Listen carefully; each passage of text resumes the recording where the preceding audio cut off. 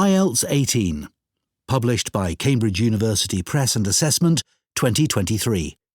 This recording is copyright. Test 1. This is the IELTS listening test. You will hear a number of different recordings and you will have to answer questions on what you hear. There will be time for you to read the instructions and questions and you will have a chance to check your work. All the recordings will be played once only. The test is in 4 parts.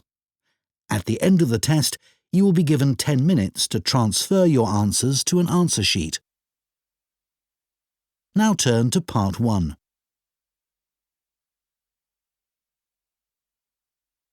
Part 1. You will hear an interview with a woman who is doing a survey on transport. First, you have some time to look at questions 1 to 5.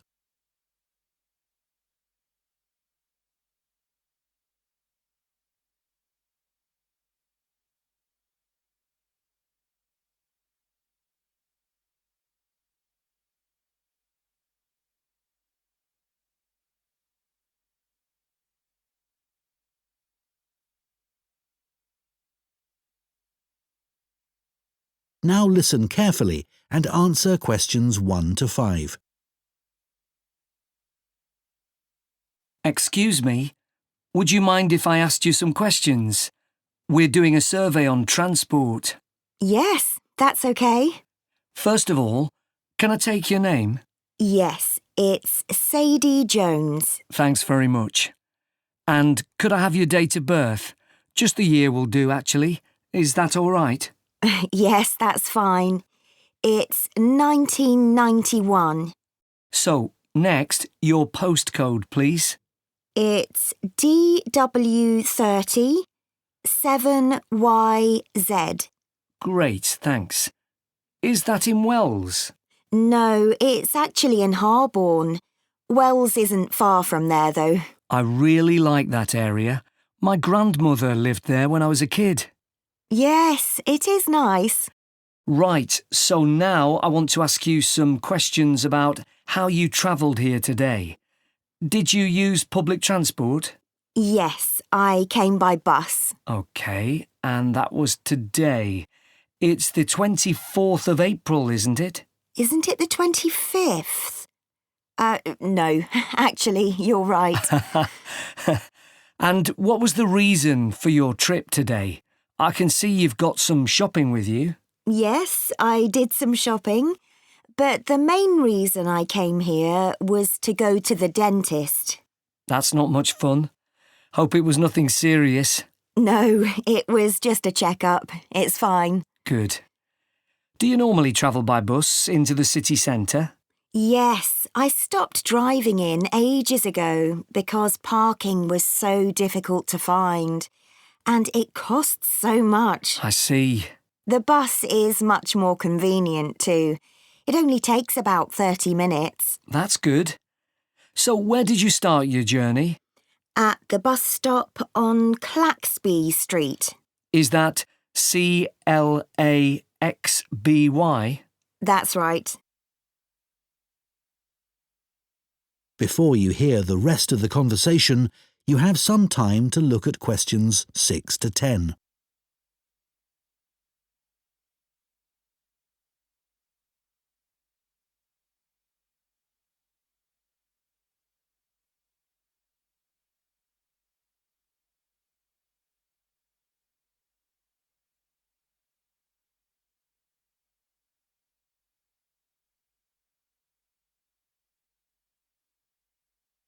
Now listen and answer questions 6 to 10. And how satisfied with the service are you? Do you have any complaints? Well, as I said, it's very convenient and quick when it's on time. But this morning it was late. Only about 10 minutes, but still. Yes, I understand that's annoying. And what about the timetable? Do you have any comments about that? I suppose I mainly use the bus during the day, but any time I've been in town in the evening, for dinner or at the cinema, I've noticed you have to wait a long time for a bus. There aren't that many. OK, thanks. So now I'd like to ask you about your car use. Well, I have got a car, but I don't use it that often. Mainly just to go to the supermarket. But that's about it, really. My husband uses it at the weekends to go to the golf club. And what about a bicycle? I don't actually have one at the moment. What about the city bikes you can rent? Do you ever use those? No, I'm not keen on cycling there because of all the pollution. But I would like to get a bike. It would be good to use it to get to work. So why haven't you got one now? Well, I live in a flat on the second floor and it doesn't have any storage. So we'd have to leave it in the hall outside the flat. I see. OK, well, I think that's all we need from you today, Sadie. That is the end of Part 1. You now have 1 minute to check your answers to Part 1.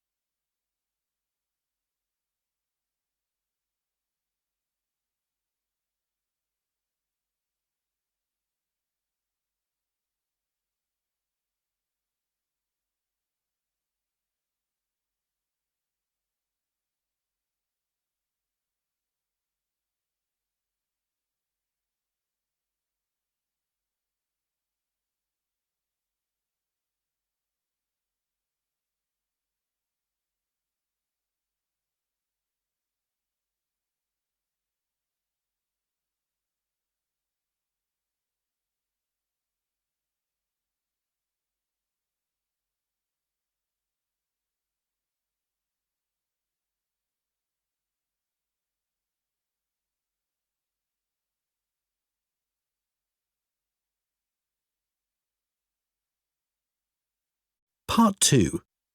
You will hear a woman speaking to a group of people who are interested in becoming volunteers for an organisation called ACE. First, you have some time to look at questions 11 to 15.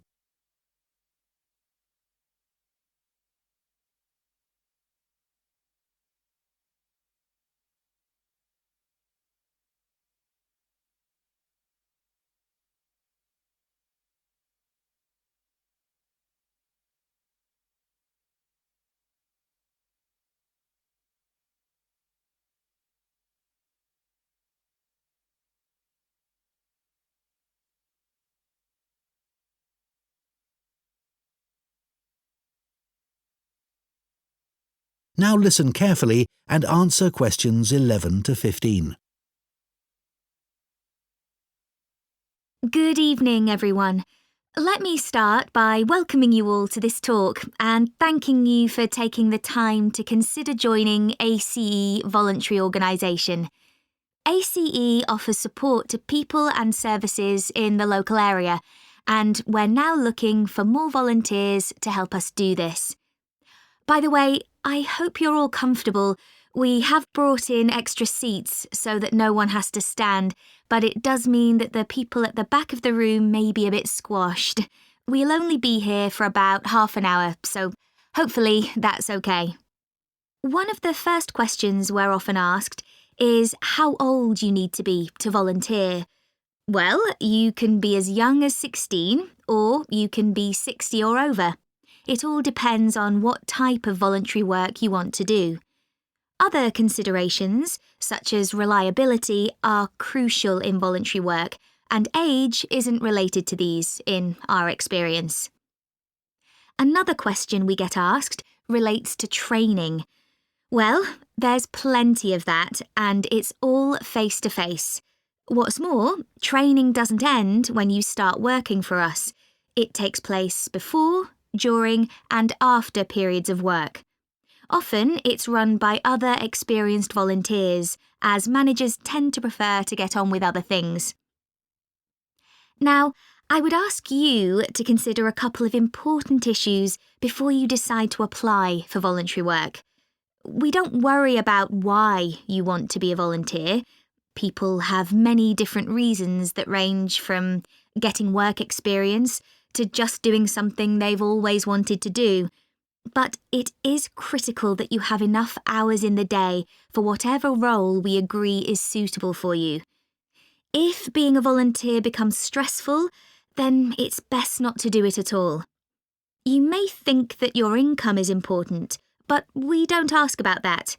It's up to you to decide if you can work without earning money. What we value is dedication.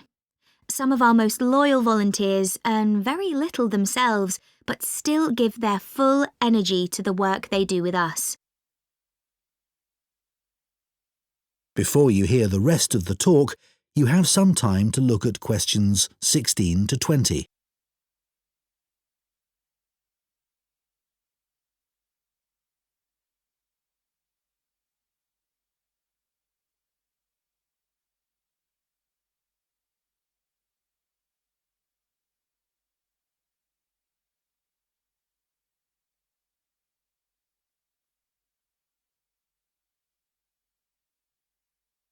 Now listen and answer questions 16 to 20.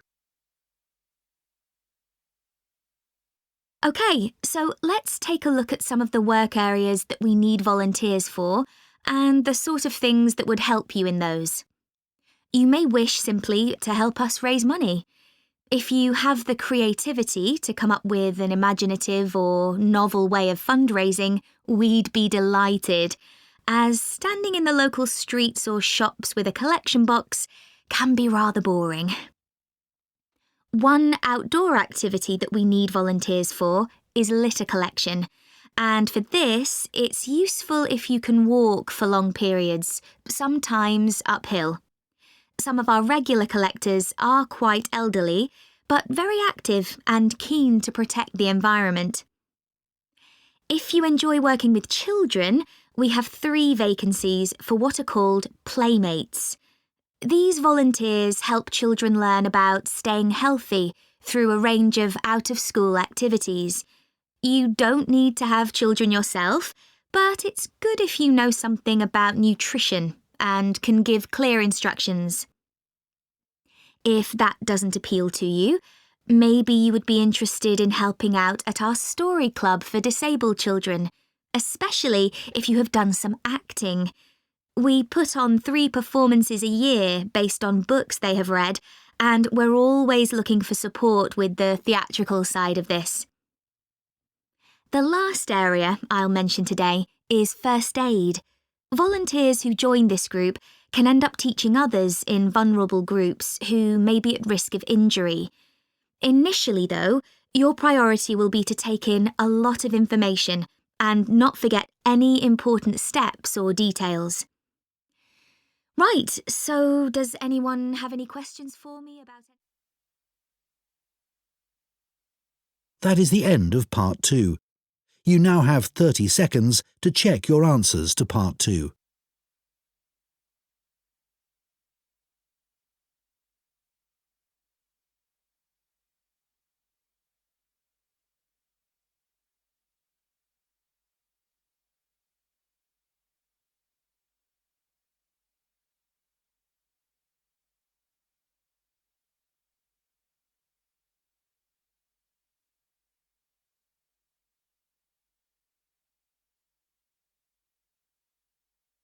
Part 3. You will hear 2 students called Hugo and Chantal discussing a talk they have just attended at the start of their course in fashion design. First, you have some time to look at questions 21 to 26.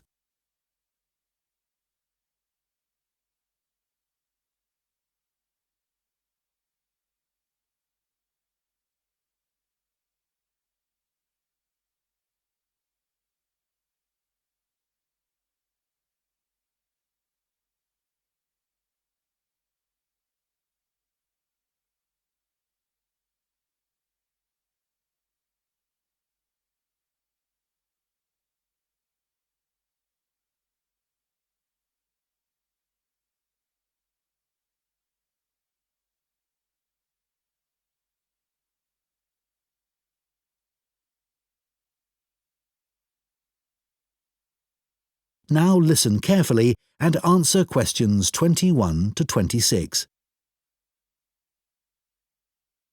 Hi, Chantal. What did you think of the talk then? Hi, Hugo. I thought it was good once I'd moved seats. Oh, were the people beside you chatting or something? It wasn't that. I went early so that I'd get a seat and not have to stand.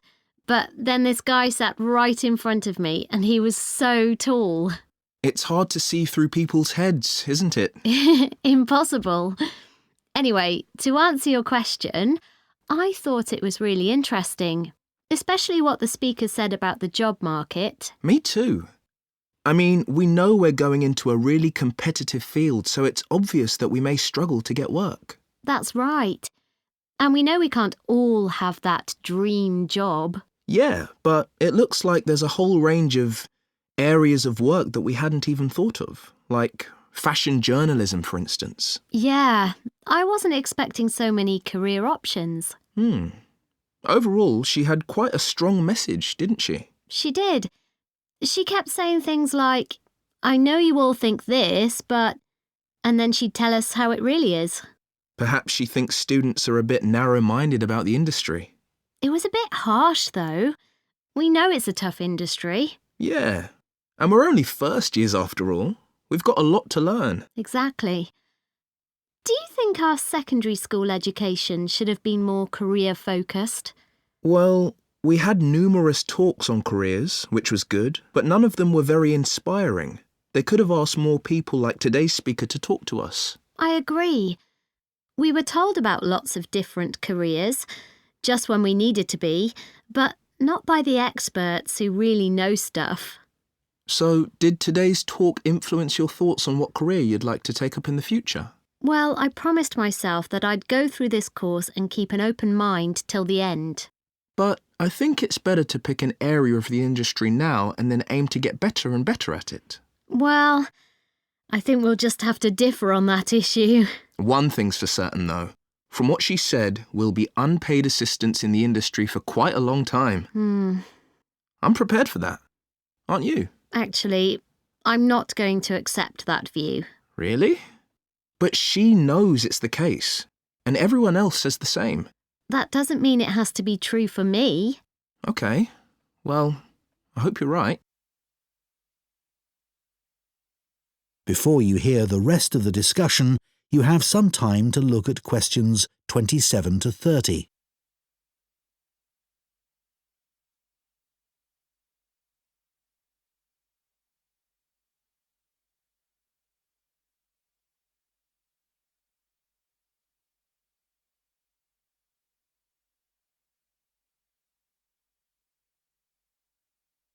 Now listen and answer questions 27 to 30.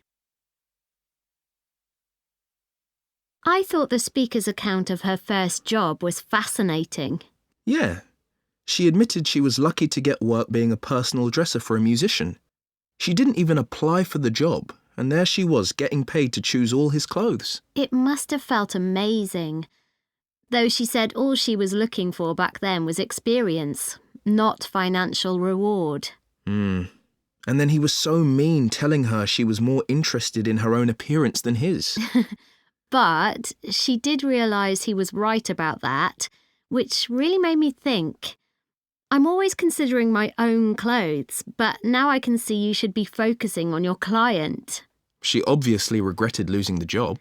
Well, as she said, she should have hidden her negative feelings about him, but she didn't.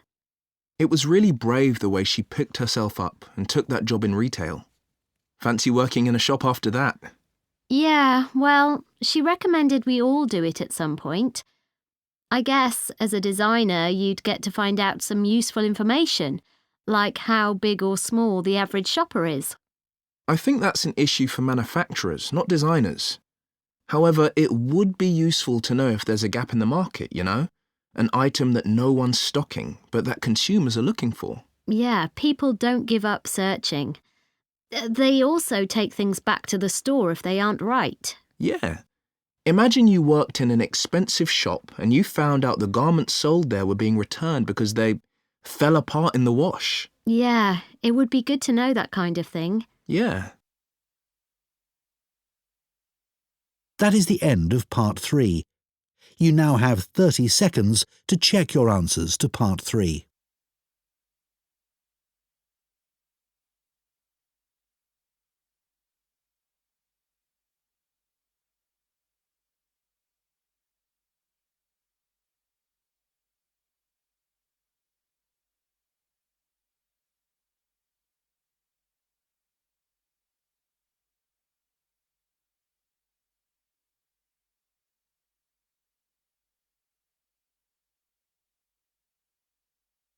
Part 4.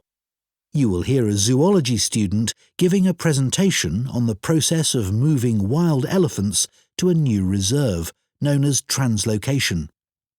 First, you have some time to look at questions 31 to 40.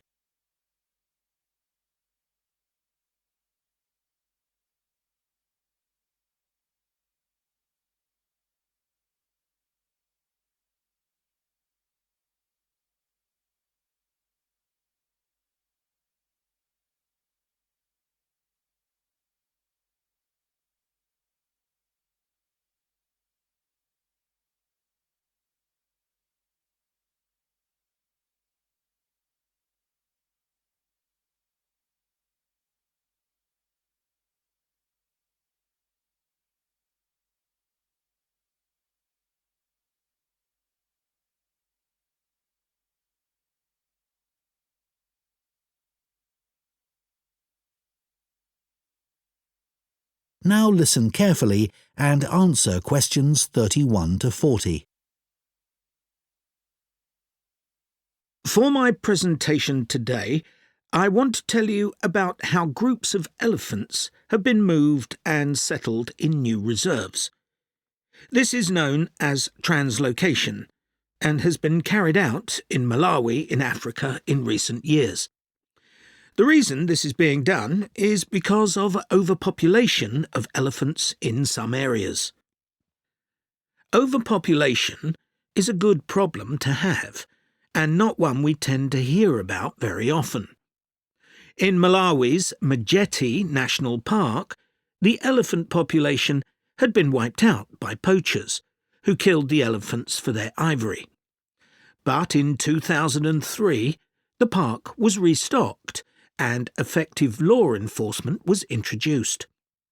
Since then, not a single elephant has been poached. In this safe environment, the elephant population boomed. Breeding went so well that there were more elephants than the park could support. This led to a number of problems.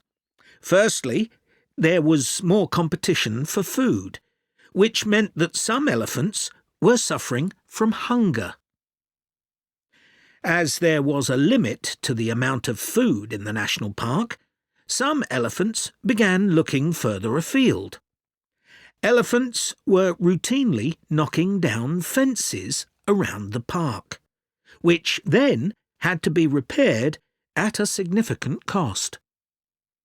To solve this problem, the decision was made to move dozens of elephants from Majete National Park to Nkotakota Wildlife Park, where there were no elephants. But, obviously, attempting to move significant numbers of elephants to a new home 300 kilometres away is quite a challenge.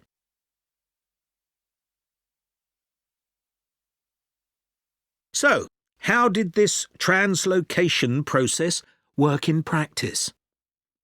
Elephants were moved in groups of between 8 and 20, all belonging to one family. Because relationships are very important to elephants, they all had to be moved at the same time. A team of vets and park rangers flew over the park in helicopters and targeted a group, which were rounded up and directed to a designated open plain. The vets then used darts to immobilise the elephants. This was a tricky manoeuvre, as they not only had to select the right dose of tranquilizer for different-sized elephants, but they had to dart the elephants as they were running around. This also had to be done as quickly as possible, so as to minimise the stress caused. As soon as the elephants began to flop onto the ground, the team moved in to take care of them.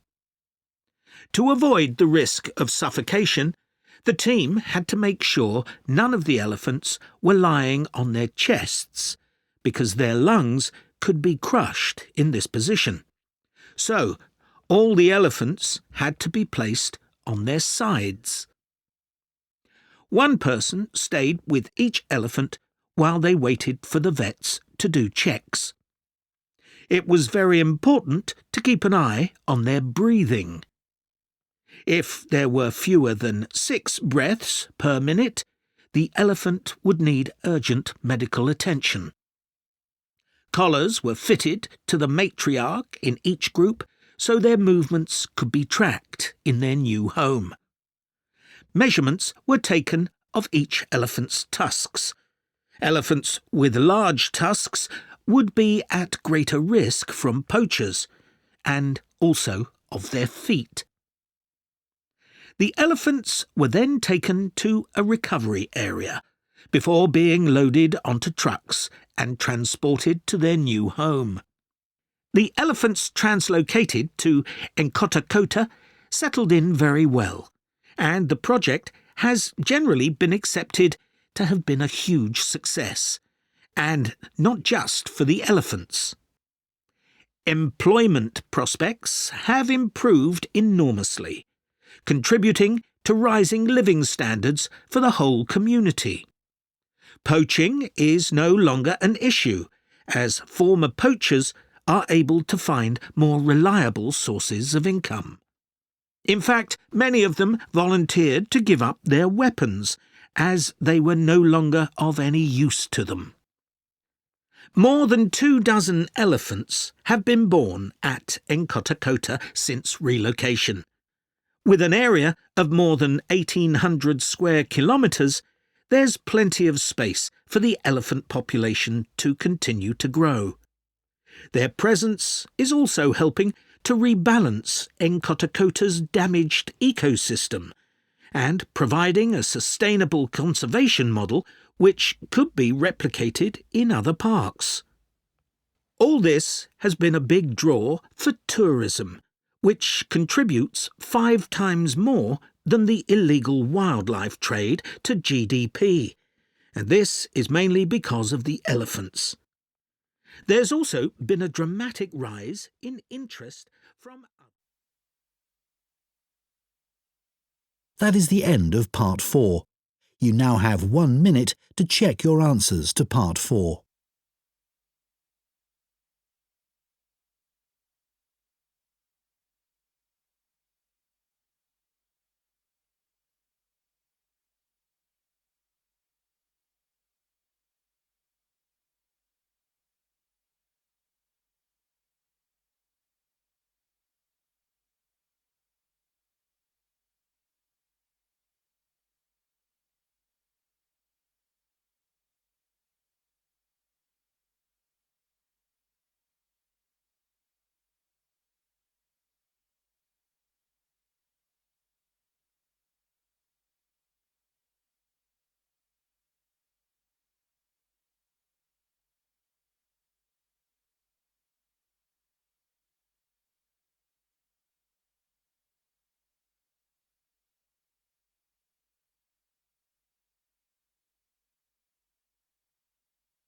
That is the end of the listening test. In the IELTS test, you would now have 10 minutes to transfer your answers to the listening answer sheet.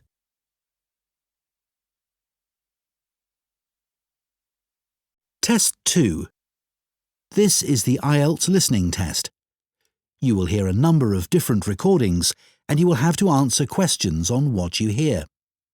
There will be time for you to read the instructions and questions, and you will have a chance to check your work. All the recordings will be played once only. The test is in 4 parts.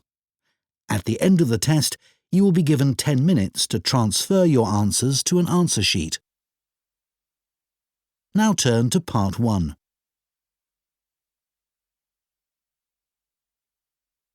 Part 1. You will hear a woman from a job agency giving information to a man about work in a chain of restaurants. First, you have some time to look at questions 1 to 5.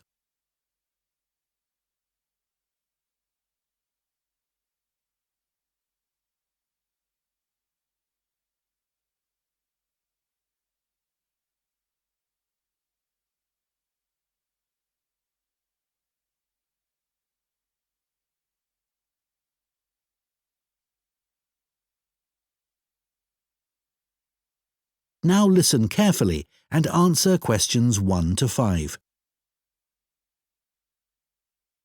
So I understand you're interested in restaurant work? Yes, I've got a bit of experience and I can provide references. That's good. I can check all that later. Now, Milo's restaurants have some vacancies at the moment. They're a really good company to work for. Lots of benefits. All right. Yes. They've got a very good reputation for looking after staff. For example, all employees get training, even temporary staff. Oh, really? That's quite unusual, isn't it? Certainly is. And do staff get free uniforms too? You just need to wear a white t-shirt and black trousers, it says here. So I guess not. But another benefit of working for a big company like this is that you can get a discount at any of their restaurants. Even at weekends? No, but you'll be working then anyway. Oh, yes, I suppose so. Most of their restaurants are in the city centre, aren't they? So easy to get to by bus? Yes, that's right. But if you have to do a late shift and finish work after midnight, the company will pay for you to get a taxi home. I probably won't need one. I think I'd use my bike. OK. Now, they do have some quite specific requirements for the kind of person they're looking for. Milo's is a young, dynamic company, and they're really keen on creating a strong team. It's really important that you can fit in and get on well with everyone. Yeah, I've got no problem with that. It sounds good, actually. The last place I worked for was quite demanding too. We had to make sure we gave a really high level of service. That's good to hear, because that will be equally important at Milo's. I know they want people who have an eye for detail. That's fine. I'm very used to working in that kind of environment. Perfect. So the only other thing that's required is good communication skills, so you'll need to have a certificate in English. Sure. Before you hear the rest of the conversation, you have some time to look at questions 6 to 10.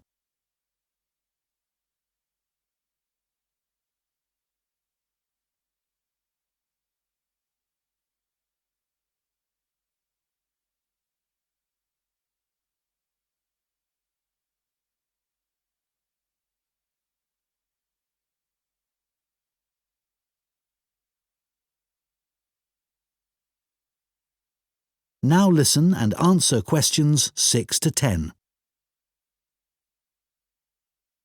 OK, let's have a look at the current job vacancies at Milo's. The first one is in Wivenhoe Street. Sorry, where? Wivenhoe. W-I-V-E-N-H-O-E. It's quite central, just off Cork Street. Oh, right. They're looking for a breakfast supervisor. That would be okay. So you're probably familiar with the kind of responsibilities involved. Obviously checking that all the portions are correct, etc. And then things like checking all the procedures for cleaning the equipment are being followed. Okay. And what about the salary? In my last job, I was getting £9.50 per hour. I was hoping to get a bit more than that. Well, to begin with, you'd be getting £9.75, but that goes up to £11.25 after 3 months. That's not too bad. And I suppose it's a very early start. That's the only unattractive thing about this job. But then you have the afternoons and evenings free. So the restaurant starts serving breakfast from 7 a.m, and you'd have to be there at 5:30 to set everything up. But you'd be finished at 12:30. Well, as you say, there are advantages to that. Now, you might also be interested in the job at the City Road branch. That's for a junior chef, so again a position of responsibility. I might prefer that, actually. Right. Well, obviously this role would involve supporting the sous chef and other senior staff. And you'd be responsible for making sure there's enough stock each week and sorting out all the deliveries. I've never done that before, but I imagine it's fairly straightforward once you get the hang of it. Yes, and you'd be working alongside more experienced staff to begin with, so I'm sure it wouldn't be a problem. The salary's slightly higher here. It's an annual salary of £23,000. Right. I know that if they like you, it's likely you'll be promoted quite quickly, so that's worth thinking about. Yes, it does sound interesting. What are the hours like? The usual, I think. There's a lot of evening and weekend work, but they're closed on Mondays. But you do get one Sunday off every 4 weeks. So would you like me to send off your CV? That is the end of Part 1. You now have 1 minute to check your answers to Part 1.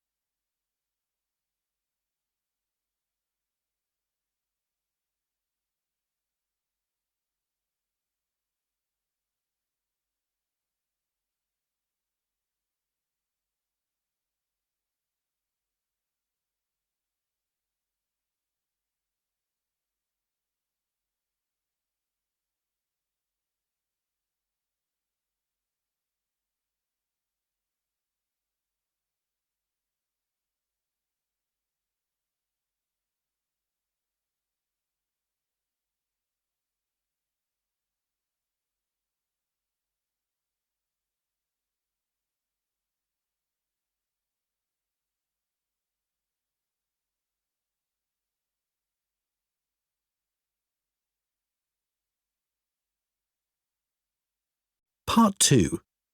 You will hear a talk to members of the public about plans for a new housing development near a town called Nunston. First, you have some time to look at questions 11 to 14.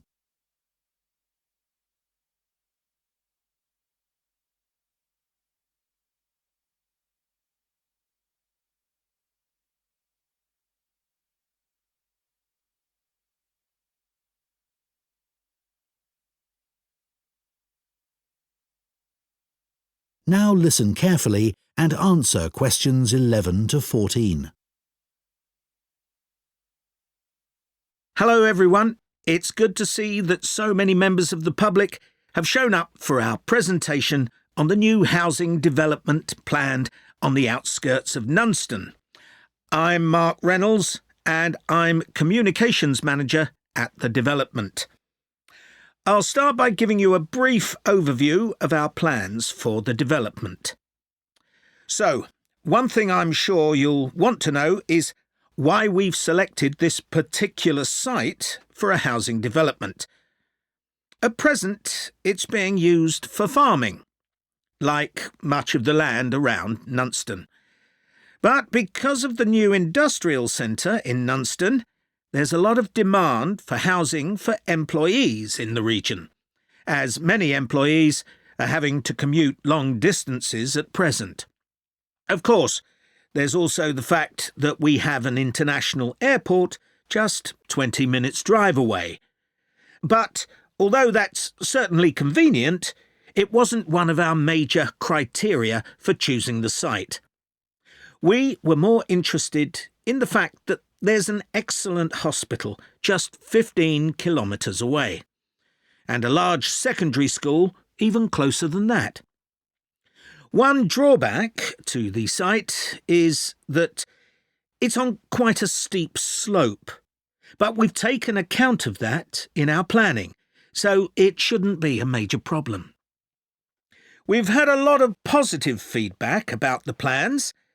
People like the wide variety of accommodation types and prices, and the fact that it's only a short drive to get out into the countryside from the development. We were particularly pleased that so many people liked the designs for the layout of the development, with the majority of people saying it generally made a good impression and blended in well with the natural features of the landscape, with provision made for protecting trees and wildlife on the site. Some people have mentioned that they'd like to see more facilities for cyclists, and we'll look at that, but the overall feedback has been that the design and facilities of the development make it seem a place where people of all ages can live together happily. Before you hear the rest of the talk, you have some time to look at questions 15 to 20.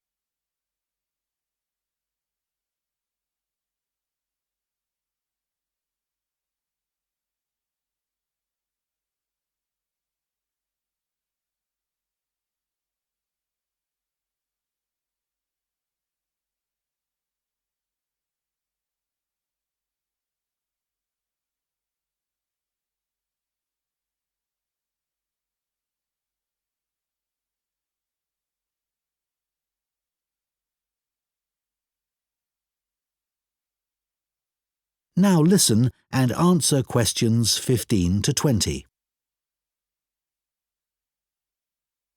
OK, so I'll put a map of the proposed development up on the screen. You'll see it's bounded on the south side by the main road, which then goes on to Nunston. Another boundary is formed by London Road on the western side of the development. Inside the development, there'll be about 400 houses and 3 apartment blocks. There'll also be a school for children up to 11 years old. If you look at the south entrance at the bottom of the map, there's a road from there that goes right up through the development. The school will be on that road, at the corner of the second turning to the left. A large sports centre is planned with facilities for indoor and outdoor activities. This will be on the western side of the development, just below the road that branches off from London Road. There'll be a clinic where residents can go if they have any health problems. Can you see the lake towards the top of the map? The clinic will be just below this, to the right of a street of houses. There'll also be a community centre for people of all ages. On the northeast side of the development, there'll be a row of specially designed houses specifically for residents over 65, and the community centre will be adjoining this. We haven't forgotten about shopping. There'll be a supermarket between the 2 entrances to the development. We're planning to leave the 3 large trees near London Road, and it'll be just to the south of these. It's planned to have a playground for younger children. If you look at the road that goes up from the south entrance, you'll see it curves round to the left at the top, and the playground will be in that curve with nice views of the lake. OK, so now, does anyone have any questions? That is the end of Part 2. You now have 30 seconds to check your answers to Part 2.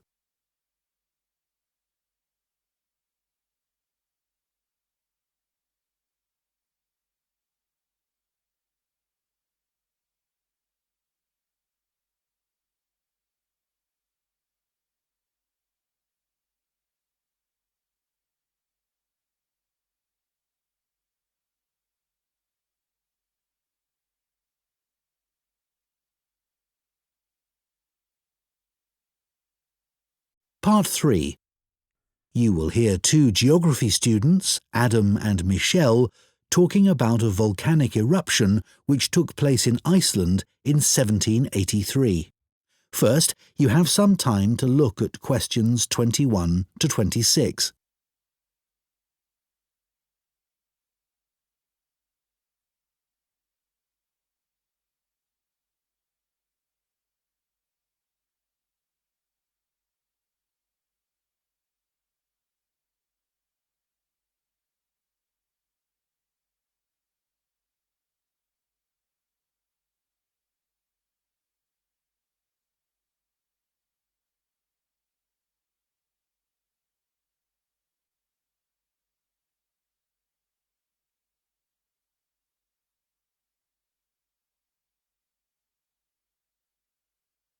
Now listen carefully and answer questions 21 to 26.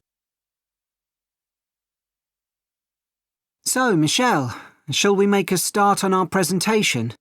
We haven't got that much time left. No, Adam. But at least we've done all the background reading. I found it really interesting. I'd never even heard of the Laki eruption before this. Me neither. I suppose 1783 is a long time ago. But it was a huge eruption, and it had such devastating consequences. I know. It was great there were so many primary sources to look at. It really gives you a sense of how catastrophic the volcano was. People were really trying to make sense of the science for the first time. That's right. But what I found more significant was how it impacted directly and indirectly on political events, as well as having massive social and economic consequences. I know. That should be the main focus of our presentation. The observations made by people at the time were interesting, weren't they? I mean, they all gave a pretty consistent account of what happened, even if they didn't always use the same terminology. Yeah. I was surprised there were so many weather stations established by that time.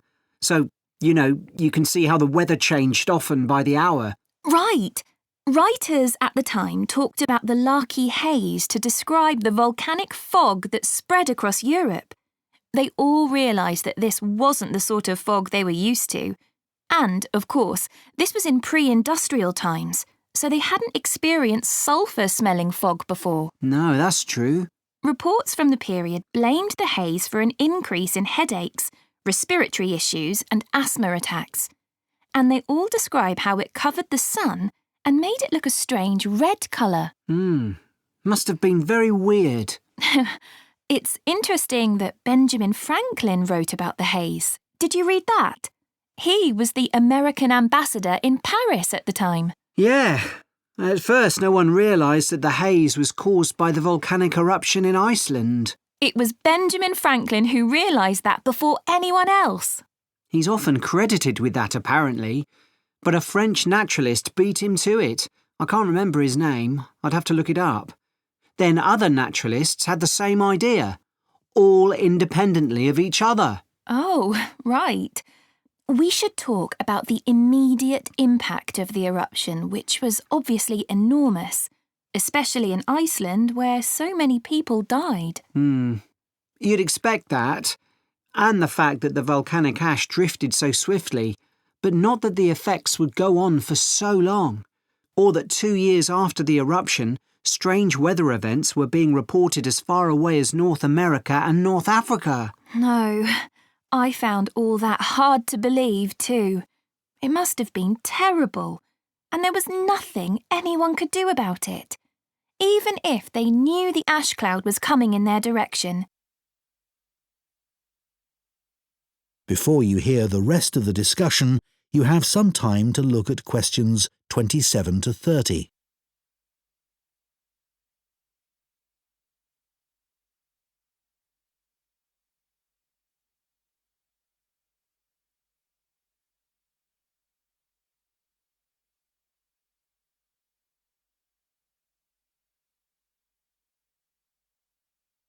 Now listen and answer questions 27 to 30.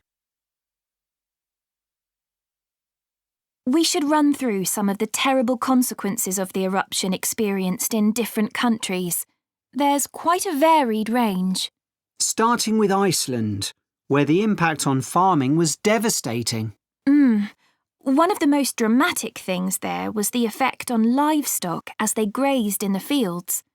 They were poisoned because they ate vegetation that had been contaminated with fluorine as a result of the volcanic fallout. That was horrible. In Egypt, the bizarre weather patterns led to a severe drought, and as a result the Nile didn't flood, which meant the crops all failed. It's so far from where the eruption happened, and yet the famine there led to more people dying than any other country. It was worse than the plague. OK. Then, in the UK, the mortality rate went up a lot, presumably from respiratory illnesses. According to one report, it was about double the usual number, and included an unusually high percentage of people under the age of 25. I think people will be surprised to hear that the weather in the USA was badly affected too. George Washington even makes a note in his diary that they were snowbound until March in Virginia. That was before he became president. Yes, and there was ice floating down the Mississippi, which was unprecedented. Oh, astonishing, really. Anyway, what do you think we should include next? That is the end of Part 3. You now have 30 seconds to check your answers to Part 3.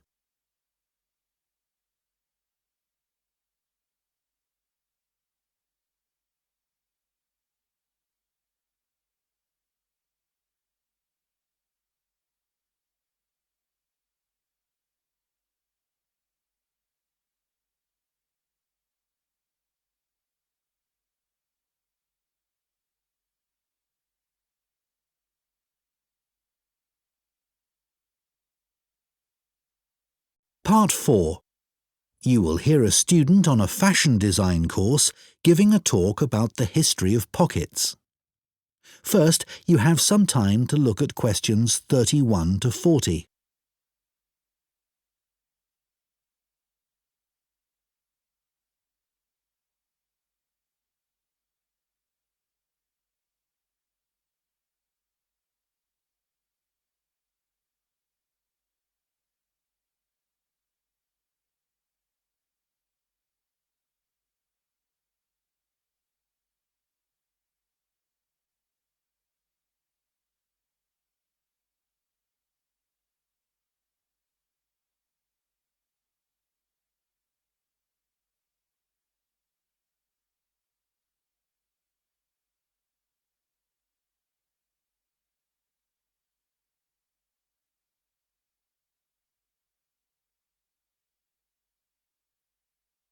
Now listen carefully and answer questions 31 to 40.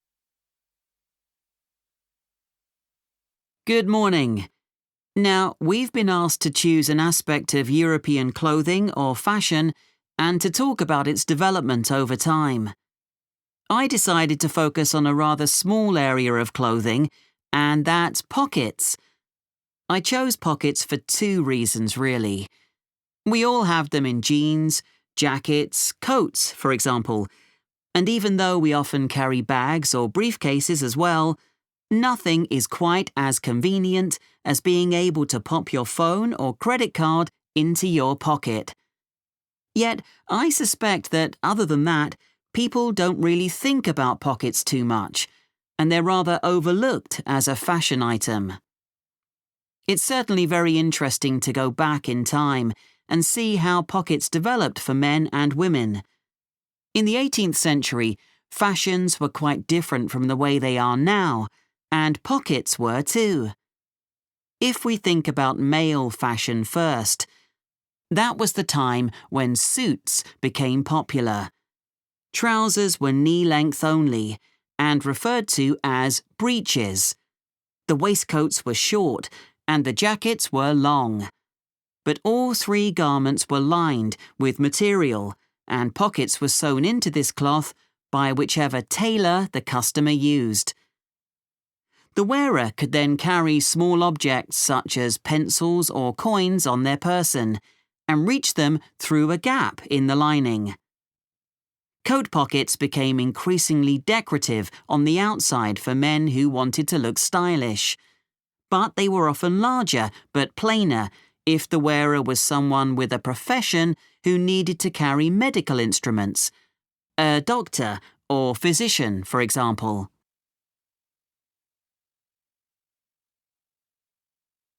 The development of women's pockets was a little different. For one thing, they weren't nearly as visible or as easy to reach as men's. In the 18th and 19th centuries, women carried numerous possessions on their person, and some of these could be worth a lot of money. Women were more vulnerable to theft, and wealthy women, in particular, worried constantly about pickpockets. So, What they did was to have a pair of pockets made that were tied together with string. The pockets were made of fabric, which might be recycled cloth if the wearer had little money, or something more expensive, such as linen, sometimes featuring very delicate embroidery. Women tied the pockets around their waist, so that they hung beneath their clothes. Remember, skirts were long then, and there was plenty of room to hide a whole range of small possessions between the layers of petticoats that were commonly worn. They would have an opening in the folds of their skirts, through which they could reach whatever they needed, like their perfume. Working women, of course, also needed to carry around items that they might use for whatever job or trade they were involved in, but their pairs of pockets still remained on the inside of their clothing. They just got bigger or longer, sometimes reaching down to their knees.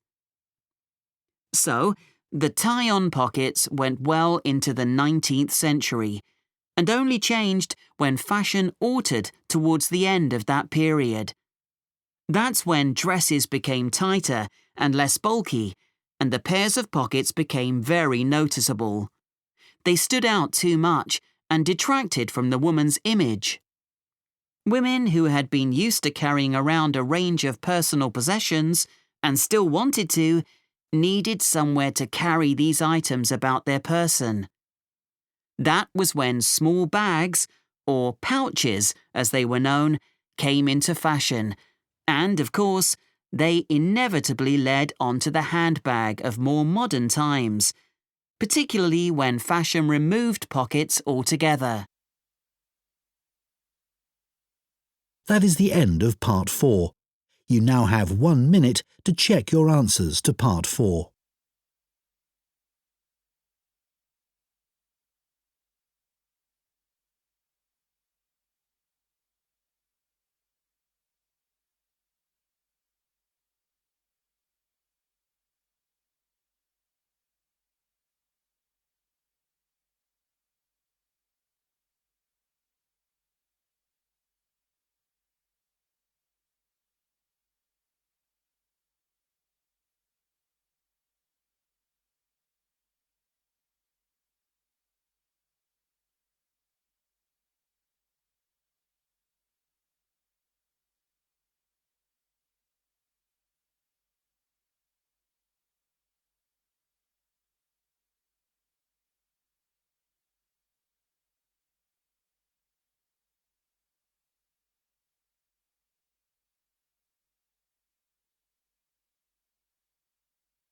That is the end of the listening test. In the IELTS test, you would now have 10 minutes to transfer your answers to the listening answer sheet.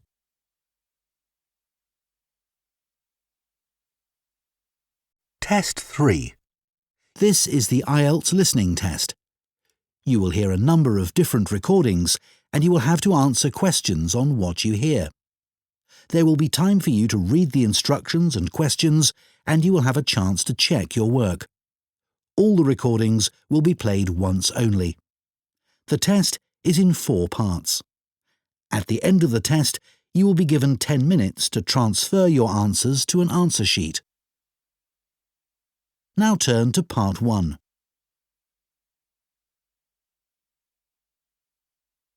Part 1. You will hear a man talking to the coordinator of a photography club. First, you have some time to look at questions 1 to 4.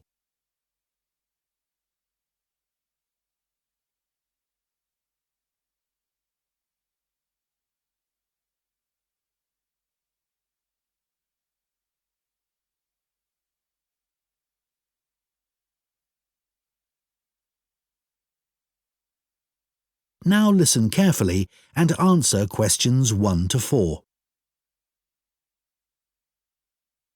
Hello, Wayside Camera Club.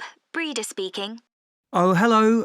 My name's Dan, and I'd like to join your club. That's great, Dan.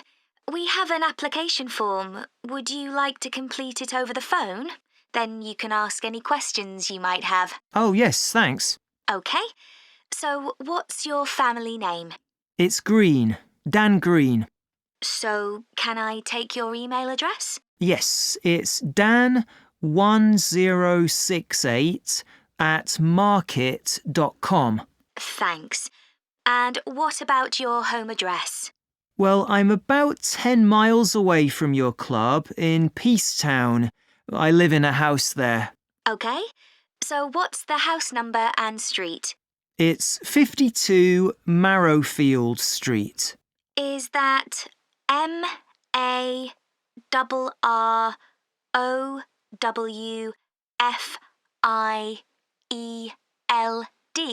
That's right. And that's Peacetown, you said. Uh-huh. So, how did you hear about our club? Did you look on the internet? I usually do that, but this time, well, I was talking to a relative the other day and he suggested it. Oh, is he a member too? He belongs to another club, but he'd heard good things about yours. OK. So, what do you hope to get from joining? Well, one thing that really interests me is the competitions that you have. I enjoy entering those. Right. Anything else? Well, I also like to socialise with other photographers. That's great. So, what type of membership would you like? What are the options? It's £30 a year for full membership, or £20 a year if you're an associate. I think I'll go for the full membership then. That's a good idea, because you can't vote in meetings with an associate membership. Before you hear the rest of the conversation, you have some time to look at questions 5 to 10.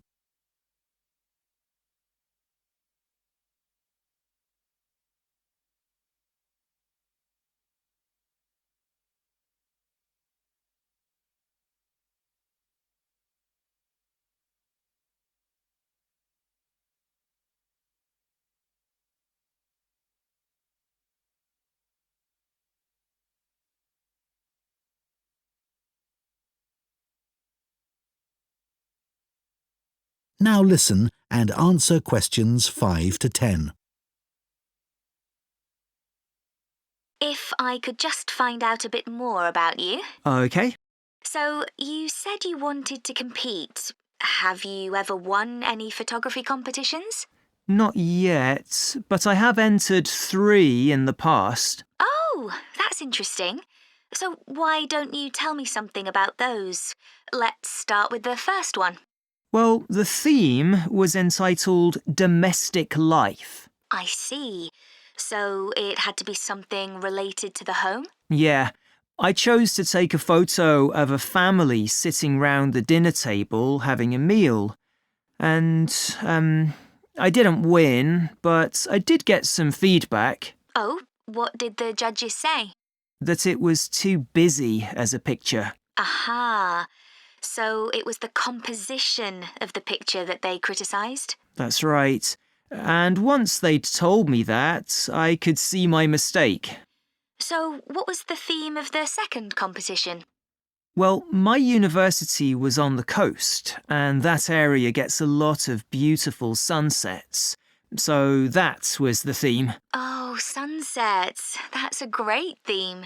Yes, the instructions were to capture the clouds as well. It couldn't just be blue sky and a setting sun. Sure, because they give you all those amazing pinks and purples. Yeah, and I thought I'd done that well, but the feedback was that I should have waited a bit longer to get the shot. I see. So the timing wasn't right. Yes, I took it too soon, basically. And then the third competition I entered was called Animal Magic. Well, that's a difficult subject. I know. I had to take hundreds of shots. I'm sure, because animals move all the time.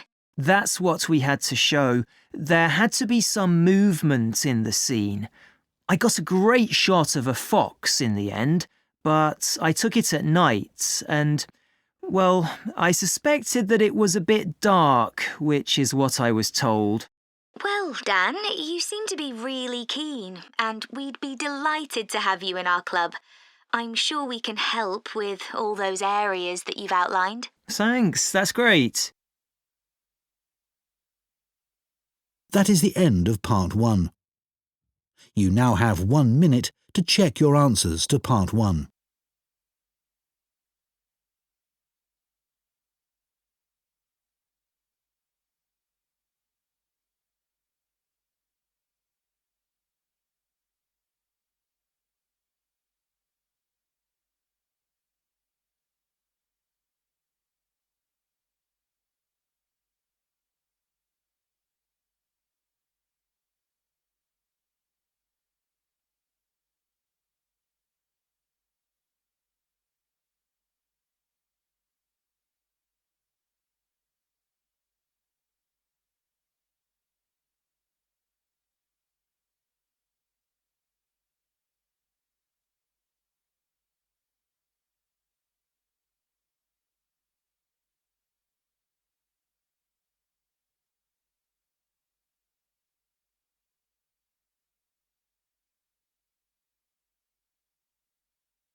Part 2.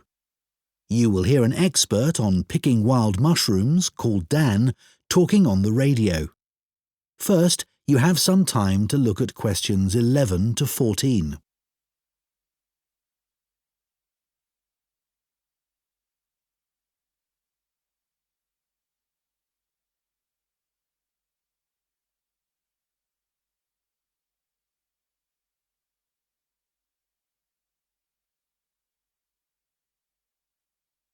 Now listen carefully and answer questions 11 to 14.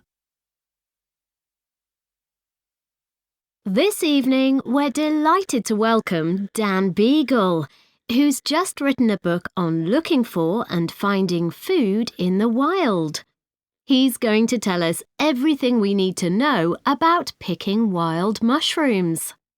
Thank you very much. Well, I need to start by talking about safety. You really need to know what you're doing because some mushrooms are extremely poisonous. Having said that, once you know what to look for, it's really worth doing for the amazing variety of mushrooms available, which you can't get in the shops. But of course, you have to be very careful, and that's why I always say you should never consume mushrooms picked by friends or neighbours. Always remember that some poisonous mushrooms look very similar to edible ones, and it's easy for people to get confused. The other thing to avoid is mushrooms growing beside busy roads, for obvious reasons. But nothing beats the taste of freshly picked mushrooms. Don't forget that the ones in the shops are often several days old and past their best. There are certain ideas about wild mushrooms that it's important to be aware of. Don't listen to people who tell you that it's only okay to eat mushrooms that are pale or dull. This is completely untrue. Some edible mushrooms are bright red, for example. Personally, I prefer mushrooms cooked, but it won't do you any harm to eat them uncooked in salads. It's not necessary to peel them. Another thing you should remember is that you can't tell if a mushroom is safe to eat by its smell. Some of the most deadly mushrooms have no smell and taste quite nice, apparently. Finally, just because deer or squirrels eat a particular mushroom doesn't mean that you can. Before you hear the rest of the talk, you have some time to look at questions 15 to 20.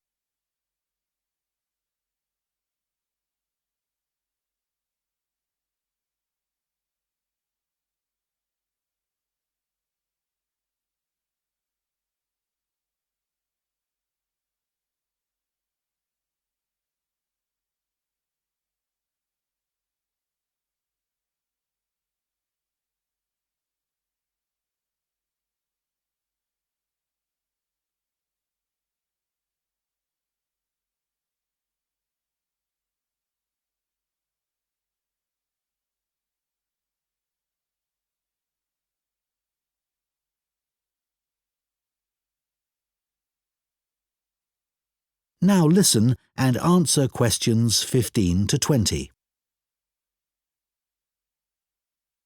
Of course, mushroom picking is associated with the countryside, but if you haven't got a car, your local park can be a great place to start.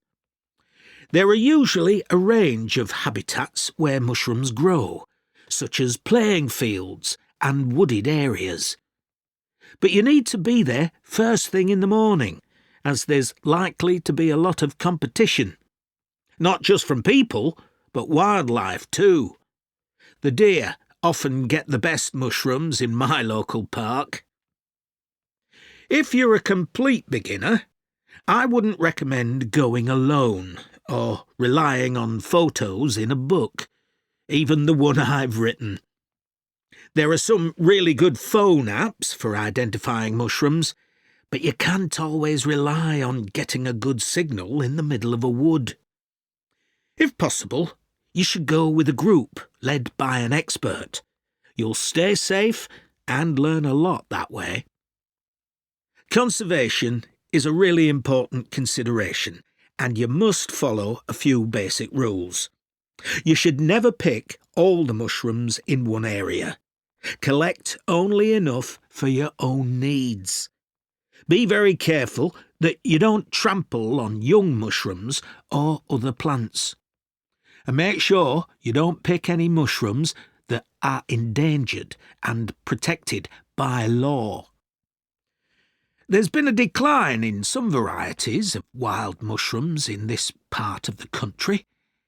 Restaurants are becoming more interested in locally sourced food like wild mushrooms, but the biggest problem is that so many new houses have been built in this area in the last 10 years. And more water is being taken from rivers and reservoirs because of this, and mushroom habitats have been destroyed. Anyway, a word of advice on storing mushrooms. Collect them in a brown paper bag, and as soon as you get home, put them in the fridge. They'll be fine for a couple of days, but it's best to cook them as soon as possible, after washing them really carefully first, of course. So, everybody knows what a mushroom tastes like, right? Well, you'll be surprised by the huge variety of wild mushrooms there are. Be adventurous.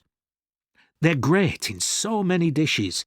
Stir-fries, risottos, pasta. But just be aware that some people can react badly to certain varieties, so it's a good idea not to eat huge quantities to begin with. OK, so now I'm going to show you a few examples of poisonous mushrooms. That is the end of Part 2. You now have 30 seconds to check your answers to Part 2.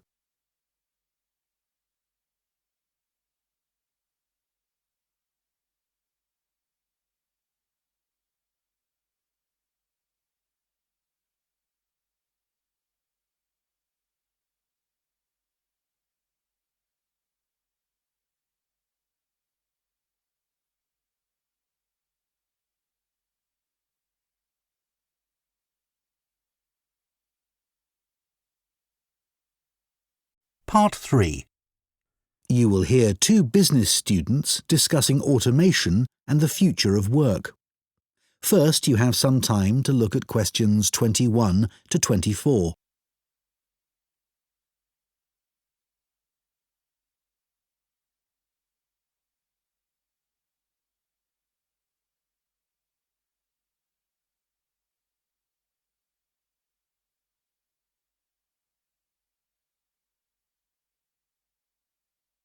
Now listen carefully and answer questions 21 to 24.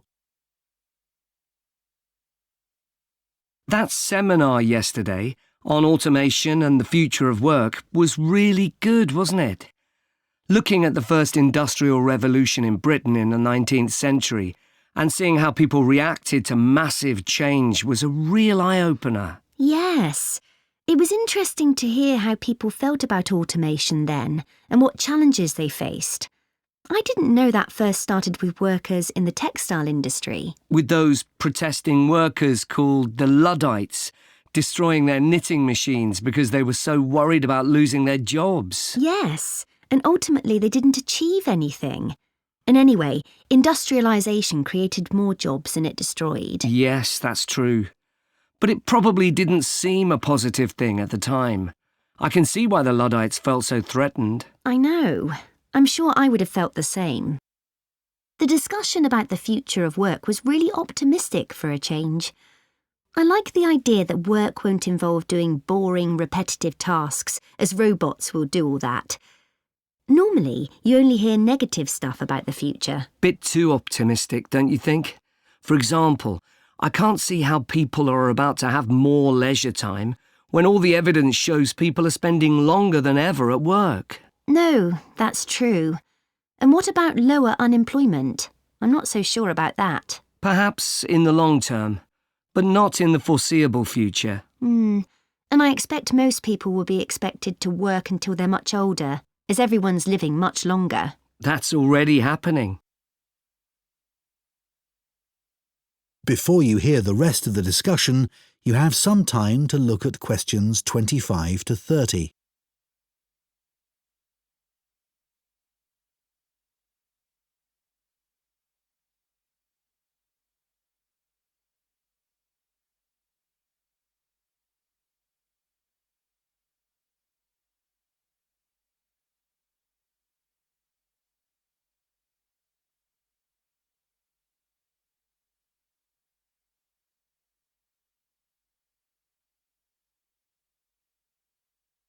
Now listen and answer questions 25 to 30.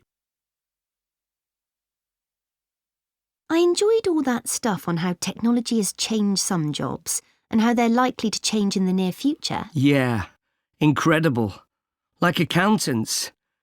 You might think all the technological innovations would have put them out of a job, but in fact there are more of them than ever. They're still really in demand and have become far more efficient. Right, that was amazing. 20 times more accountants in this country compared to the 19th century. I know. I'd never have thought the demand for hairdressing would have gone up so much in the last 100 years. One hairdresser for every 287 people now, compared to one for over 1,500. Yeah, because people's earning power has gone up so they can afford to spend more on personal services like that. But technology hasn't changed the actual job that much. No, they've got hairdryers, etc. But it's one job where you don't depend on a computer. The kind of work that administrative staff do has changed enormously, thanks to technology. Even 20 years ago, there were secretaries doing dictation and typing. Yes, really boring compared to these days, when they're given much more responsibility and higher status. A lot of graduates go in for this kind of work now. I'd expected there to be a much bigger change in the number of agricultural workers in the 19th century, but the 1871 census showed that roughly 25% of the population worked on the land. Yeah, I'd have assumed it would be more than 50%. Now it's less than 0.2%. What about care workers? They barely existed in the 19th century, as people's lifespan was so much shorter.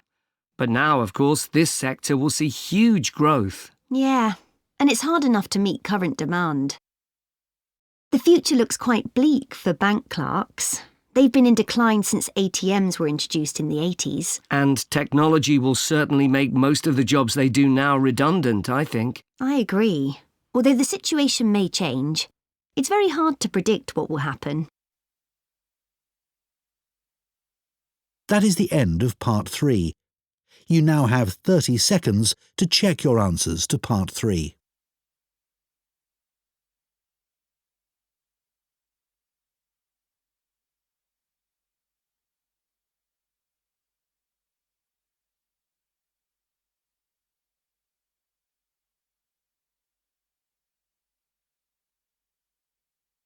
Part 4. You will hear part of a lecture for astronomy students about the need for a system to manage satellites and other objects orbiting the Earth. First, you have some time to look at questions 31 to 40.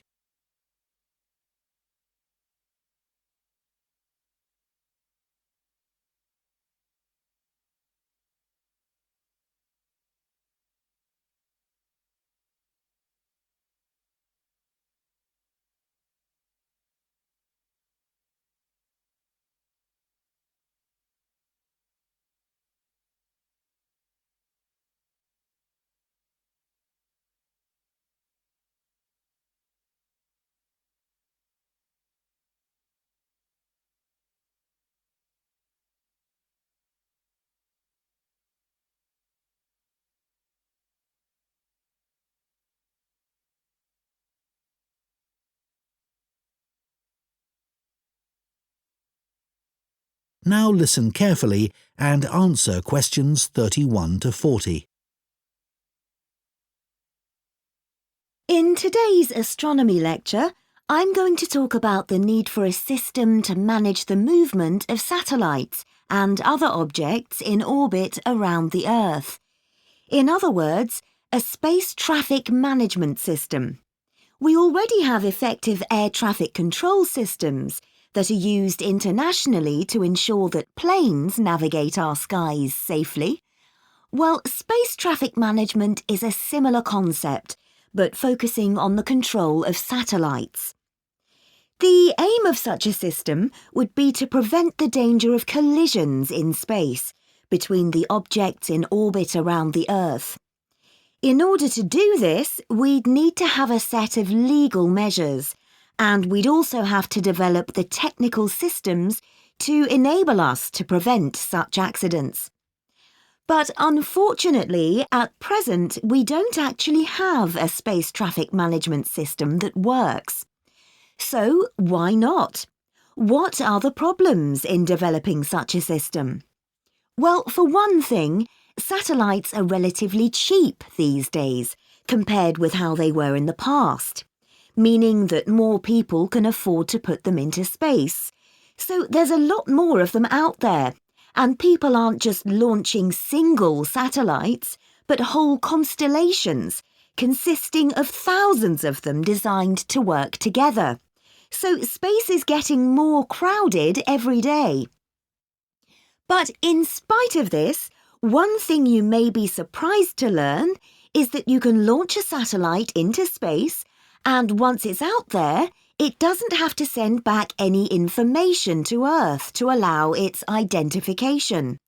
So while we have international systems for ensuring we know where the planes in our skies are, and to prevent them from colliding with one another, when it comes to the safety of satellites, at present we don't have anything like enough proper ways of tracking them. And it isn't just entire satellites that we need to consider. A greater threat is the huge amount of space debris in orbit around the Earth, broken bits of satellite and junk from space stations and so on. And some of these are so small that they can be very hard to identify, but they can still be very dangerous. In addition, some operators may be unwilling to share information about the satellites they've launched. For example, a satellite may be designed for military purposes, or it may have been launched for commercial reasons, and the operators don't want competitors to have information about it. And even if the operators are willing to provide it, the information isn't easy to collect. Details are needed about the object itself, as well as about its location at a particular time.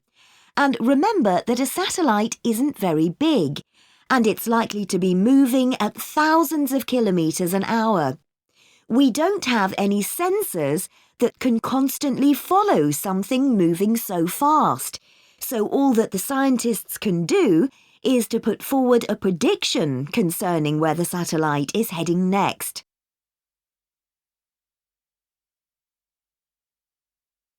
So, those are some of the problems that we're facing. Let's consider now some of the solutions that have been suggested. One key issue is the way in which information is dealt with. We need more information, but it also needs to be accessible at a global level. So we need to establish shared standards that we can all agree on for the way in which this information is presented. We already do this in other areas of science, so although this is a challenge, it's not an impossible task. Then, as all this information's collected, it needs to be put together so it can be used, and that will involve creating a single database on which it can be entered. As we continue to push forward new developments, congestion of the space environment is only going to increase. To cope with this, we need to develop a system like the one I've described to coordinate the work of the numerous spacecraft operators. But it's also essential that this system is one that establishes trust in the people that use it, both nationally and at a global level. One interesting development that I'll mention at this... That is the end of Part 4. You now have 1 minute to check your answers to Part 4.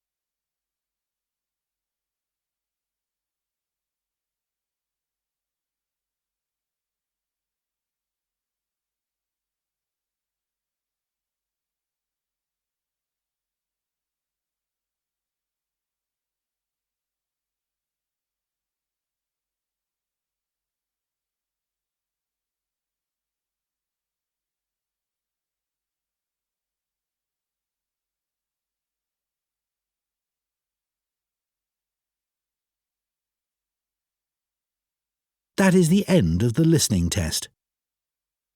In the IELTS test, you would now have 10 minutes to transfer your answers to the listening answer sheet.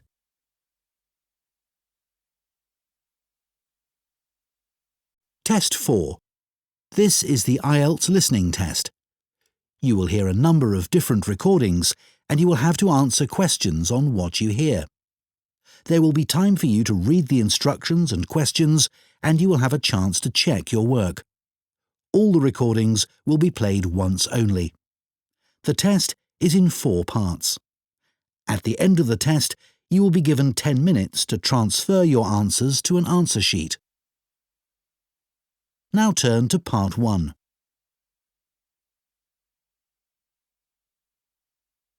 Part 1. You will hear a man who works at an employment agency phoning a woman who is looking for a job. First, you have some time to look at questions 1 to 5.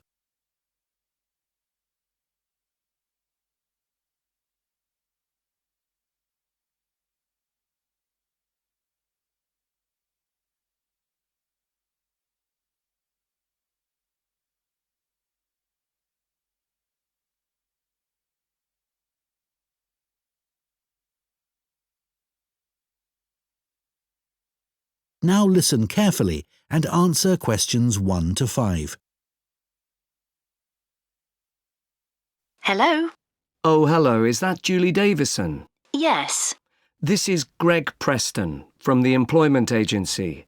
We met last week when you came in to inquire about office work. Oh, that's right. Now, we've just had some details come in of a job which might interest you. OK. So this is a position for a receptionist. I believe you've done that sort of work before? Yes, I have. I worked in a sports centre for a couple of years before I got married and had the children. Right. Well, this job's in Fordham, so not too far away for you, and it's at the medical centre there. OK. So where exactly is that? It's quite near the station on Chastens Road. Sorry? Chastens Road. That's C-H-A-S-T-O-N-S.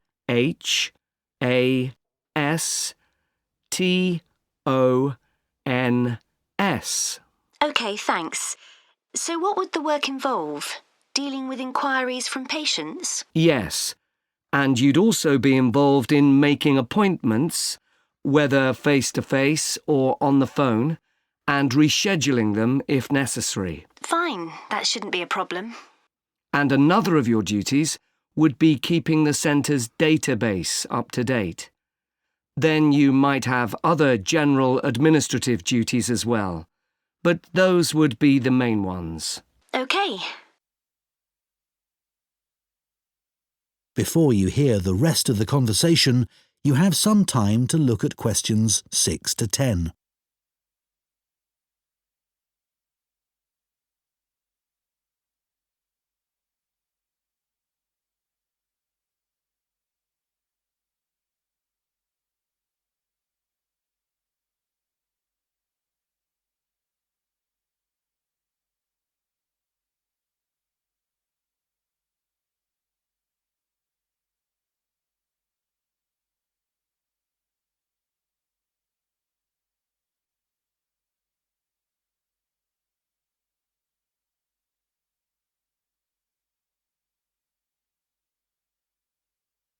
Now listen and answer questions 6 to 10.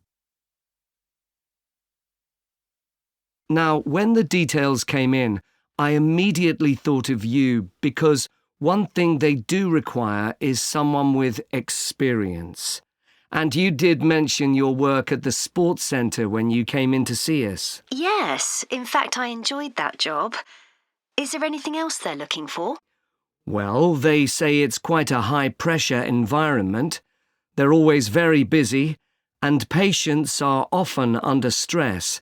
So they want someone who can cope with that and stay calm, and at the same time be confident when interacting with the public. Well, after dealing with 3 children all under 5, I reckon I can cope with that. I'm sure you can.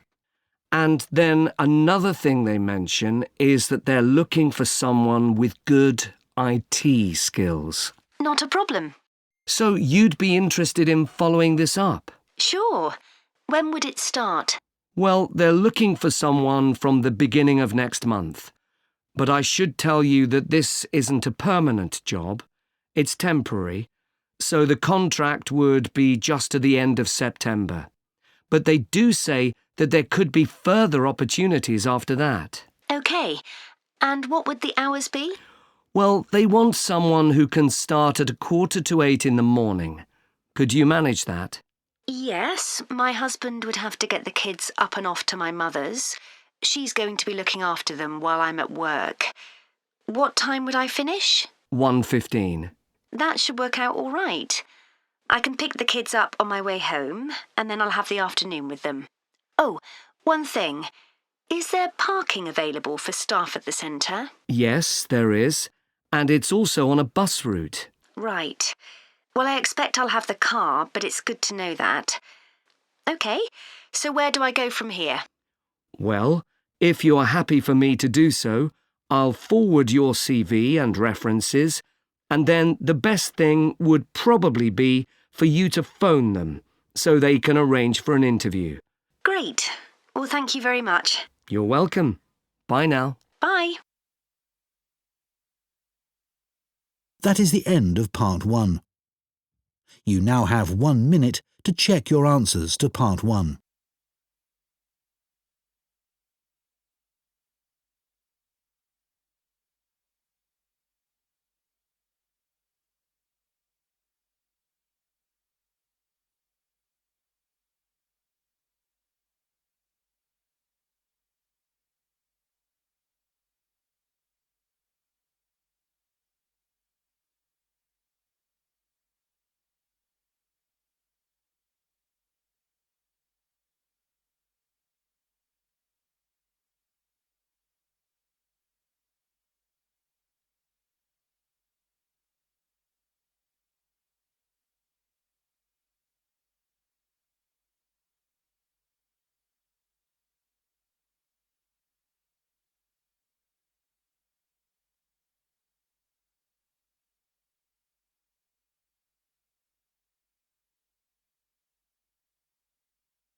Part 2. You will hear a guide at a farming museum talking to a group of visitors. First, you have some time to look at questions 11 to 14.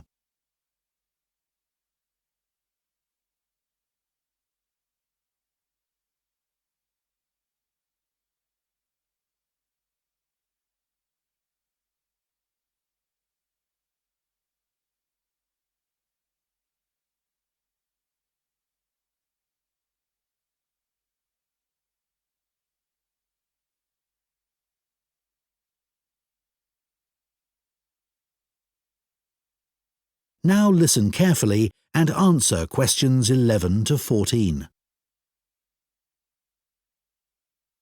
Good morning, everyone, and welcome to the Museum of Farming Life. I understand it's your first visit here, so I'd like to give you some background information about the museum and then explain a little about what you can see during your visit. So, where we're standing at the moment is the entrance to a large building that was constructed in 1880 as the home of a local businessman, Alfred Palmer, of the Palmer Biscuit Factory. It was later sold and became a hall of residence for students in 1911 and a museum in 1951. In 2005, a modern extension was built to accommodate the museum's collections. The museum's owned by the university, and apart from 2 rooms that are our offices, the university uses the main part of the building. You may see students going into the building for lessons, but it's not open to museum visitors, I'm afraid. It's a shame because the interior architectural features are outstanding, especially the room that used to be the library. Luckily, we've managed to keep entry to the museum free. This includes access to all the galleries, outdoor areas, and the rooms for special exhibitions. We run activities for children and students, such as the Museum Club, for which there's no charge. We do have a donation box just over there, so feel free to give whatever amount you consider appropriate. We do have a cloakroom if you'd like to leave your coats and bags somewhere. Unlike other museums, photography is allowed here, so you might like to keep your cameras with you. You might be more comfortable not carrying around heavy rucksacks, though keep your coats and jackets on as it's quite cold in the museum garden today. Before you hear the rest of the talk, you have some time to look at questions 15 to 20.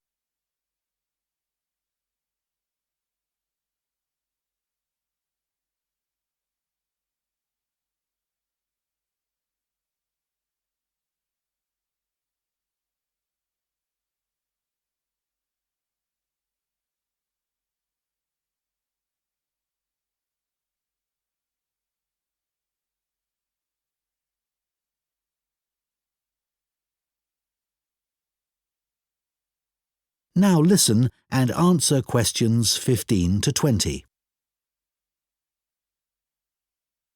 I'd like to tell you about the different areas of the museum.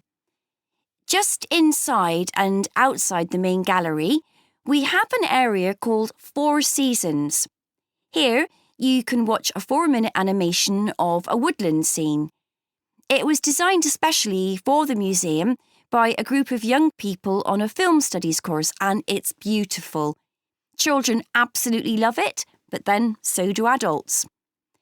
The main gallery is called Town and Country. It includes a photographic collection of prize-winning sheep and shepherds. Leaving Town and Country, you enter Farmhouse Kitchen, which is, well, self-explanatory. Here, we have the oldest collection of equipment for making butter and cheese in the country. And this morning, a specialist cheesemaker will be giving demonstrations of how it's produced. You may even get to try some. After that, you can go in 2 directions. To the right is a staircase that takes you up to a landing from where you can look down on the galleries. To the left is a room called A Year on the Farm. There is lots of seating here, as sometimes we use the room for school visits, so it's a good place to stop for a rest. If you're feeling competitive, you can take our memory test, in which you answer questions about things you've seen in the museum. The next area is called Wagon Walk. This contains farm carts from nearly every part of the country. It's surprising how much regional variation there was. Beside the carts are display boards with information about each one. The carts are old and fragile, so we ask you to keep your children close to you and ensure they don't climb on the carts. From Wagon Walk, you can either make your way back to reception or go out into the garden, or even go back to take another look in the galleries. In the far corner of the garden is Bees Are Magic, but we're redeveloping this area so you can't visit that at the moment. You can still buy our honey in the shop though. Finally, there's the pond, which contains all kinds of interesting wildlife. There are baby ducks that are only a few days old, as well as tiny frogs. The pond isn't deep, and there is a fence around it, so it's perfectly safe for children.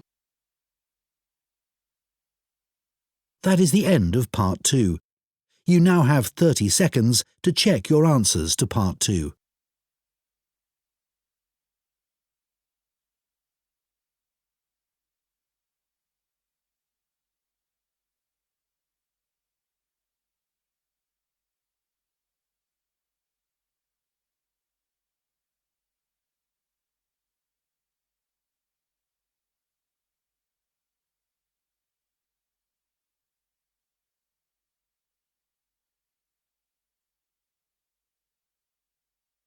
Part 3. Following instructions from their tutor, you will hear two trainee teachers discussing the use of origami, a paper folding activity, in the classroom. First, you have some time to look at questions 21 to 27.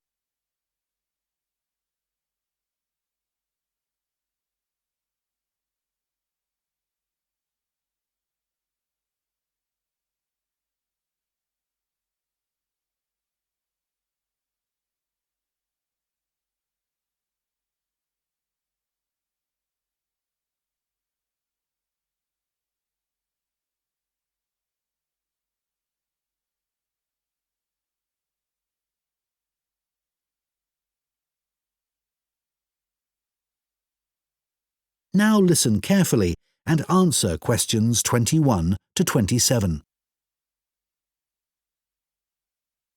So now I want you to discuss the lesson we've just been watching on the video and think about the ways in which origami can be a useful educational tool.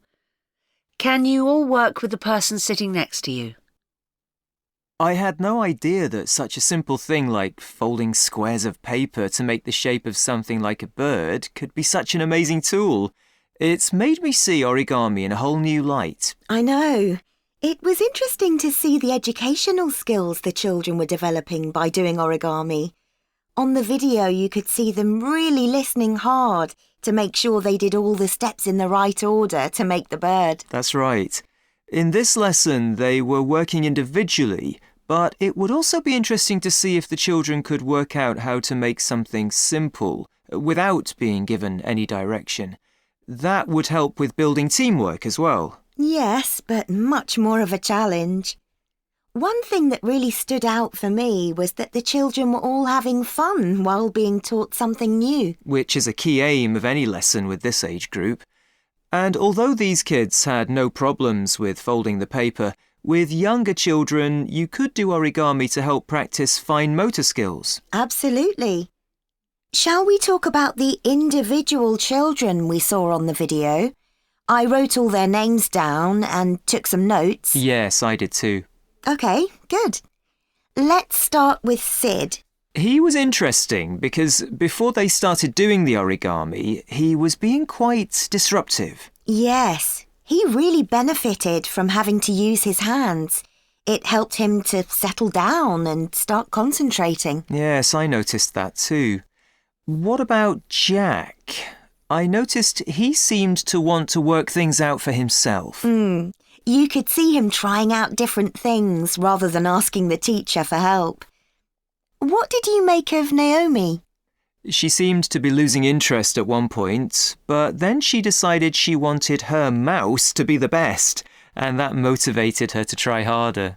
She didn't seem satisfied with hers in the end, though. No. Anya was such a star. She listened so carefully and then produced the perfect bird with very little effort. I think the teacher could have increased the level of difficulty for her. Maybe. I think it was the first time Zara had come across origami. She looked as if she didn't really get what was going on. She seemed unsure about what she was supposed to do. But in the end, hers didn't turn out too badly. Yeah, I'm sure it was a positive learning experience for her. Before you hear the rest of the discussion, you have some time to look at questions 28 to 30.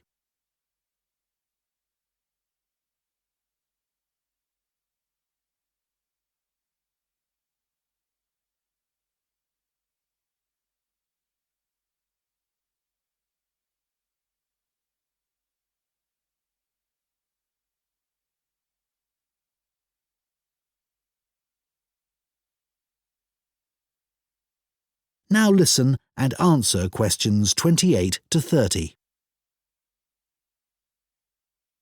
I think one reason why the origami activity worked so well in this class was that the teacher was well prepared. Right.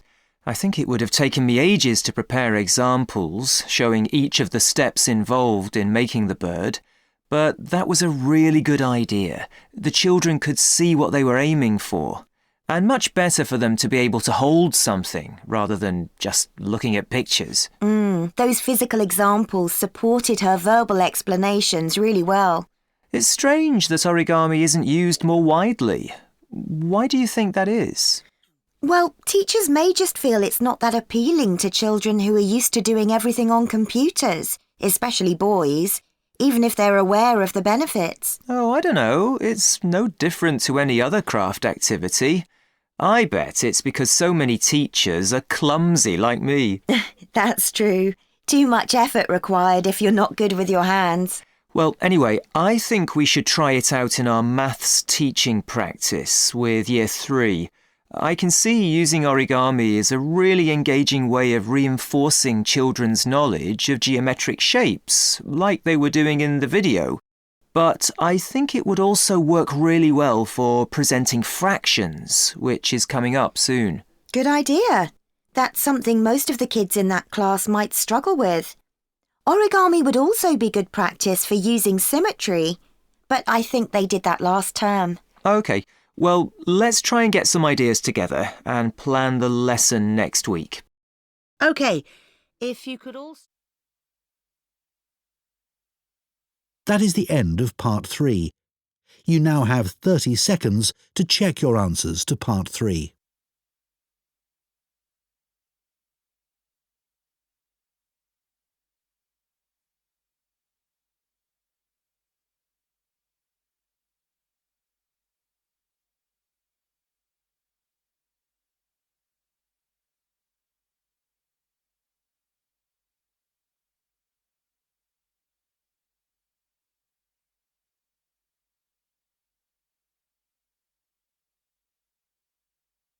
Part 4.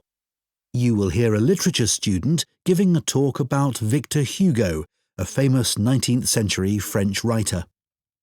First, you have some time to look at questions 31 to 40.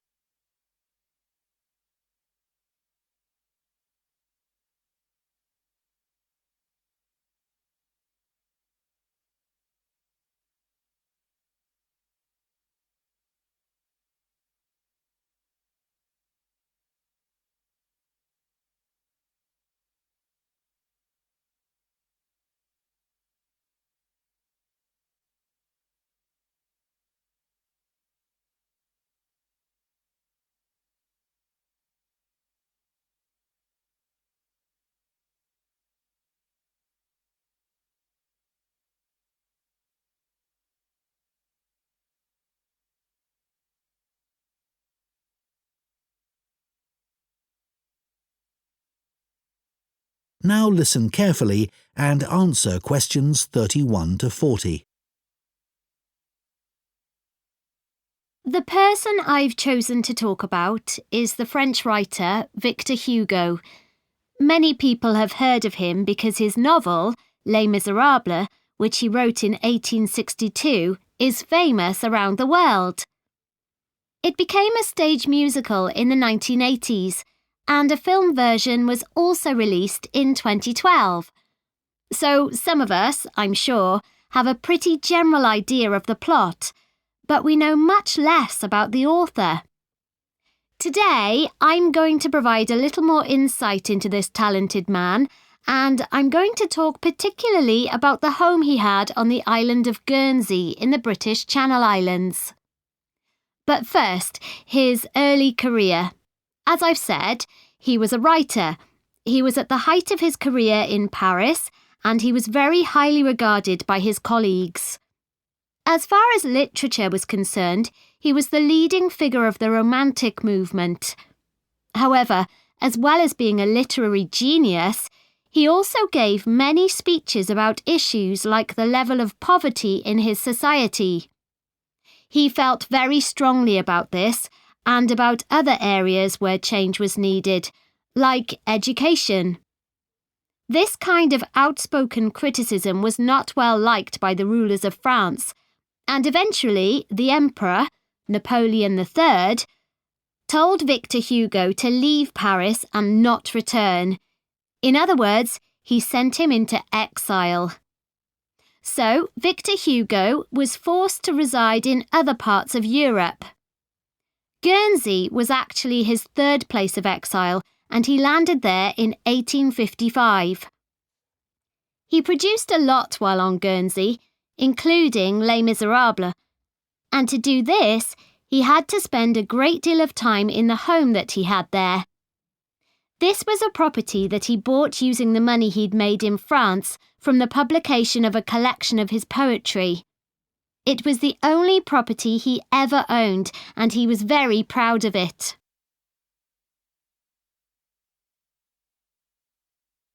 The property Victor Hugo bought on Guernsey was a large 5-storey house in the capital town of St. Peter Port, and he lived there for 15 years, returning to France in 1870 when Napoleon's empire collapsed. He decorated and furnished each level or floor of the house in unique and wonderful ways, and many people consider the inside of the house to be a work of art. Today, it's a museum that attracts 200,000 visitors a year. He lived in the house with his family, and portraits of its members still hang in rooms on the ground floor, along with drawings that he did during his travels that he felt were important to him. In other ground floor rooms, there are huge tapestries that he would have designed and loved. The walls are covered in dark wood panelling that Victor Hugo created himself using wooden furniture that he bought in the market. The items were relatively inexpensive, and he used them to create intricate carvings. They gave an atmosphere on the lower level that was shadowy and rather solemn. On the next level of the house, there are 2 impressive lounges where he entertained his guests. One lounge has entirely red furnishings, such as sofas and wall coverings, and the other blue.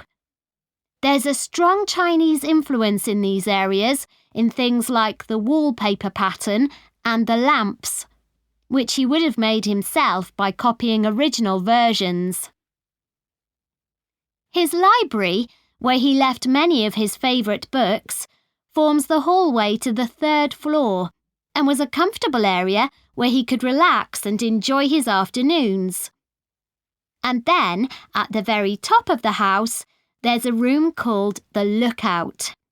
Called that because it looks out over the harbour. In contrast to the rather dark lower levels, it's full of light and was like a glass office where he would write until lunchtime, often at his desk. So, Victor Hugo was a man of many talents, but he was also true to his values. While living in his house on Guernsey, he entertained many other famous writers, but he also invited a large group of local children from the deprived areas of the island to dinner once a week. What's more, he served them their food, which was an extraordinary gesture for the time period. In 1927, the house was owned by his relatives, and they decided to donate it to the city of Paris. It has since been restored using photographs from the period, and, as I mentioned earlier, is now a museum that is open to the public. That is the end of Part 4. You now have 1 minute to check your answers to Part 4.